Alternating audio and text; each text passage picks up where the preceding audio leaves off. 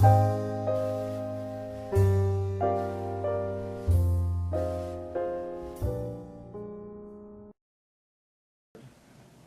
full name is Dillis Burgess Ward III, from a pioneer family here in town. My family came across the plains in 1853 in a covered wagon, settled in the Oregon Territory at that time. They came into Seattle in 1861. There was 100 people living in Seattle at that time.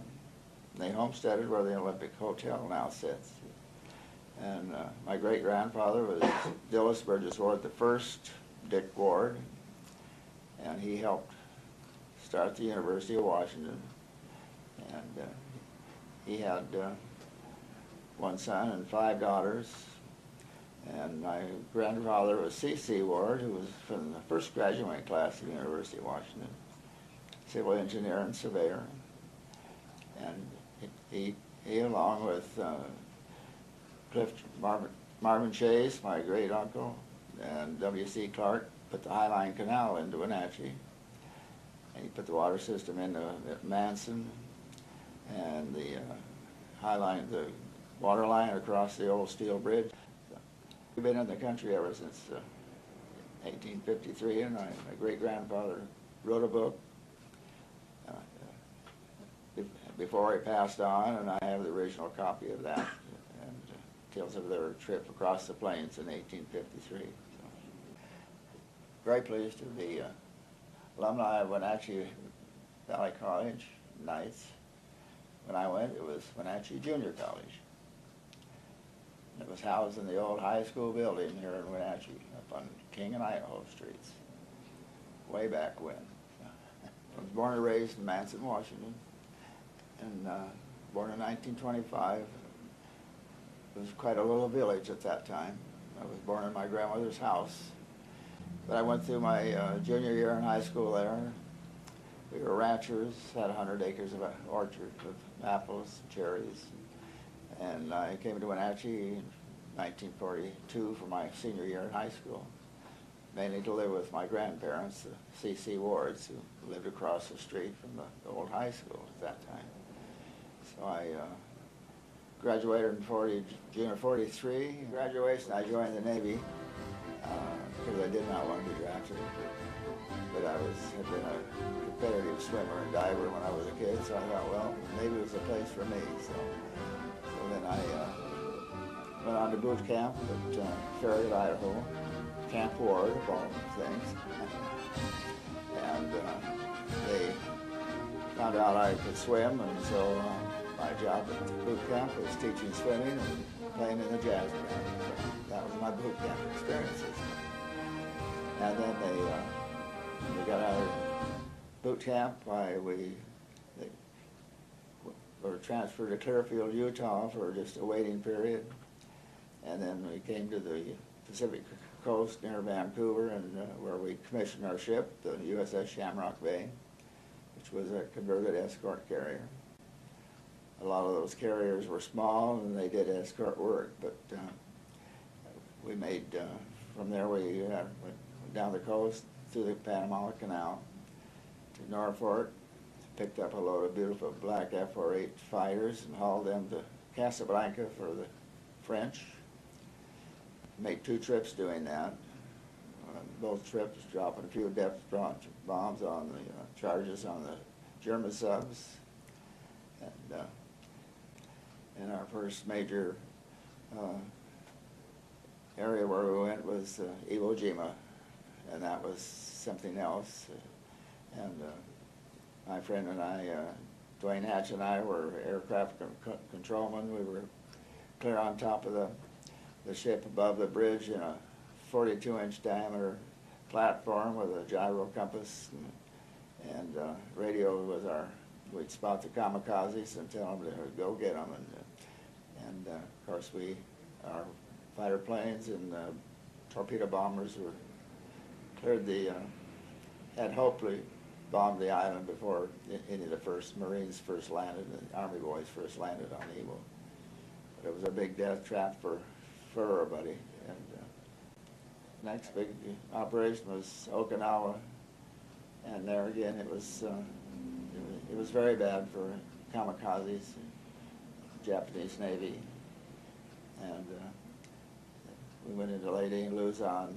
We pulled into Camaretto for after we'd taken Okinawa to get supplies and ammunition.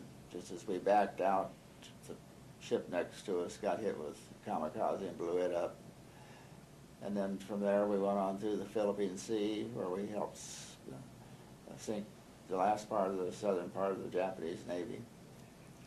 And we got out into that Japanese Sea. One night we had to pull clear away from the fleet, turn on our lights, and take in the planes from one of our other carriers that had been hit. And we'd pull the boys that come in and land on the land. We'd get the pilot out of the plane and his camera and push the plane over his side just so we could save all the pilots. And after that, and the Missouri, we operated with Missouri all through the war. And the Missouri pulled in there, and that's when they signed the treaty with the Japanese. So. This is a picture of raising a finger on Iwo Jima.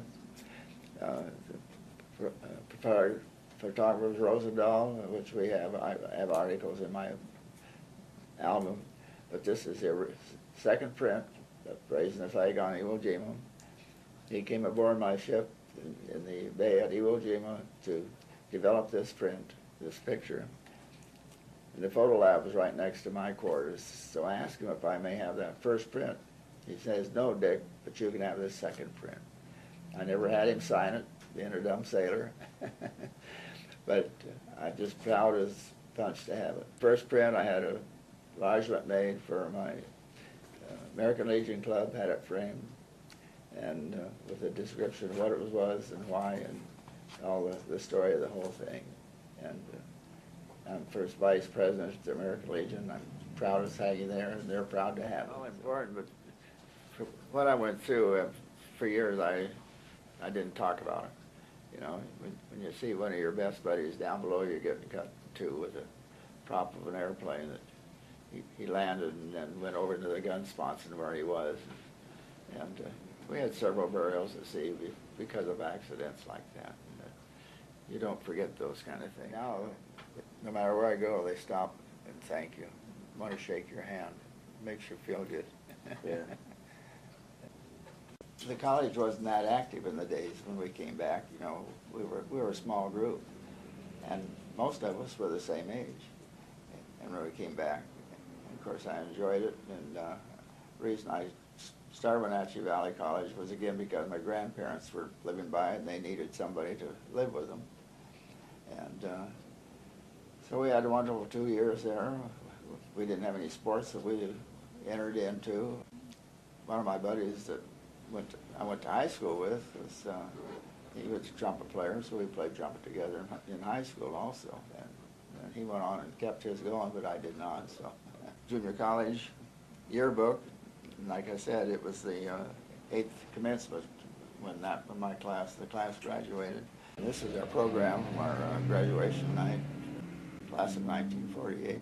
It was a good start after coming from World War II and get myself settled a little bit. After my second year of Wenatchee Junior College, I met a good-looking redhead. We got married, and then we moved on to Cheney, mainly because we were waiting for housing at Pullman for married students. And we were in Cheney for 2 quarters, and then we moved on to Pullman.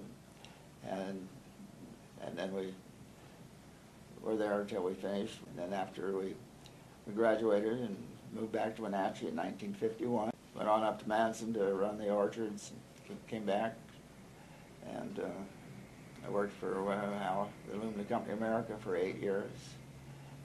At that time, they wanted to ship us back east, and my wife says, "No, we're not moving back east." So I quit and bought into what was Wenatchee Paint and Glass, a store where we dealt with contractors, commercial, residential. I was there for 30 something.